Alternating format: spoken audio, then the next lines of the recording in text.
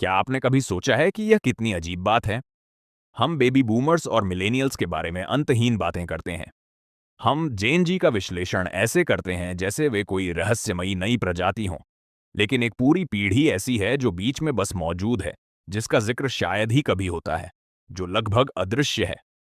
Generation x, जिनका जन्म मोटे तौर पर 1965 और 1980 के बीच हुआ, ये आपके वे पुराने सहकर्मी हैं जो कभी शिकायत नहीं करते।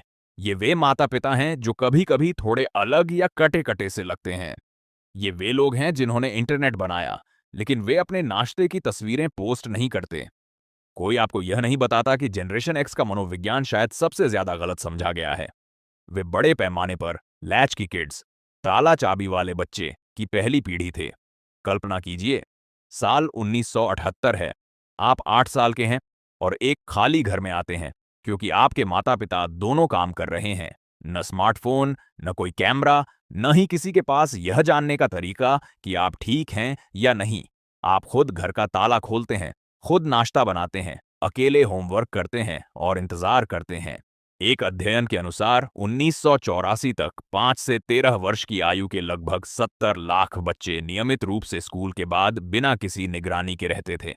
इसने एक पूरी पीढ़ी को सिखाया कि आप हमेशा दूसरों पर भरोसा नहीं कर सकते। उस खाली घर ने उन्हें न केवल आत्मनिर्भर बनाया, बल्कि यह विचार भी उनके मन में बैठा दिया कि हर क्रिया का एक वास्तविक परिणाम होता है, जिससे आप बातों के जरिए बच नहीं सकते। जब उनके माता-पिता घर आते थे, तो नियम सख्त और स्पष्ट होते थे। किसी को इसकी परवाह नहीं थी कि आप कैसा महसूस कर रहे हैं। अनुशासन तत्काल होता था। मनोवैज्ञानिक रूप से इसने एक हाई कंटिजेंसी एनवायरनमेंट, उच्च आकस्मिक वातावरण बनाया, जहां कार्यों और परिणामों के बीच कोई बफर समय नहीं था। यही कारण है कि जेन एक्स अक्सर 3 कदम आगे की सोच रखते हैं, जो युवा पीढ़ियों को हैरान कर देता है। वे रक्षात्मक निराशावाद, डिफेंसिव पेसिमिज्म के साथ बड़े हुए। उन्होंने अपने माता-पिता को स्थिरता की बातें करते देखा, लेकिन फिर 70 और 80 के दशक में तलाक की दरों को बढ़ते देखा। उन्होंने देखा कि लोगों ने कंपनियों को अपना सब कुछ दे दिया, लेकिन छंटनी के वक्त उन्हें बाहर का रास्ता दिखा दिया गया। इसलिए वे इसे सनकीपन नहीं, बल्कि यथार्थवादी होना कहते हैं। वे अच्छे की उम्मीद तो करते हैं, लेकिन हमेशा तैयार रहते हैं कि कब उनके पैरों के नीचे से कालीन खींच ली जाए। यही कारण है कि आप उन्हें सोशल मीडिया पर कम देखते हैं। वे उस दौर में पले बढ़े जहां निजता, प्राइवेसी सामान्य थी। अगर आपने बचपन में कोई गलती की तो उसे बस मुट्ठी भर लोग जानते थे। आज की तरह कोई वायरल वीडियो नहीं था। उनके लिए अपनी जिंदगी अजनबियों के सामने रखना रोमांचक नहीं, बल्कि जोखिम भरा लगता है।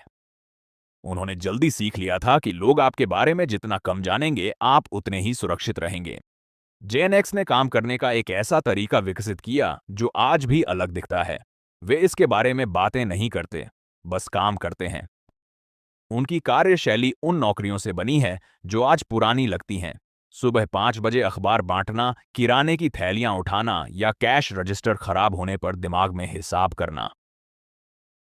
कंपनी के प्रति नहीं, अपनी योग्यता के प्रति वफादार। उन्होंने देखा कि कैसे उनके माता-पिता की पीढ़ियां कॉरपोरेट पुनर्गठन में बर्बाद हो गईं। इसलिए उन्हें कंपनी की वफादारी पर भरोसा नहीं है, लेकिन वे अपनी क्षमता के प्रति वफादार हैं। वे यह नियंत्रित नहीं कर सकते कि उनकी छंटनी होगी या नहीं, लेकिन वे यह सुनिश्चित कर सकते हैं कि वे कमरे के सबसे कीमती व्यक्ति हों।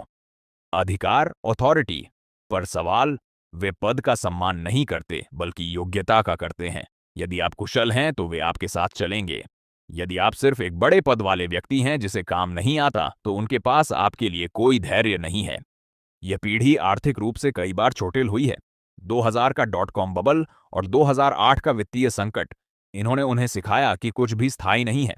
इसीलिए वे आत्मनिर्भरता की उस सीमा तक चले जाते हैं जो कभी-कभी चिंता, एंग्जाइटी जैसा लगने लगता है। वे मदद मांगने को हार मानने जैसा समझते हैं। जेन एक्स वो आखिरी पीढ़ी है जो जानती है कि अपने विचारों के साथ अकेला होना, ऊबना और गूगल के बिना समस्याओं को हल करना क्या होता है। वे अन्य पीढ़ियों से बेहतर नहीं हैं, बस अलग हैं। वे एक पुल, ब्रिज की तरह हैं, पुरानी दुनिया के खत्म होने और नई दुनिया के जन्म के बीच का सेतु। और पुलों पर अक्सर किसी का ध्यान नहीं जाता। वे बस वहां होते हैं, काम करते हैं, चीजों को थामे रखते हैं और बदले में किसी वाहवाही की उम्मीद नहीं करते। और शायद किसी का ध्यान न जाना ही सबसे ज्यादा जेन एक्स वाली बात है।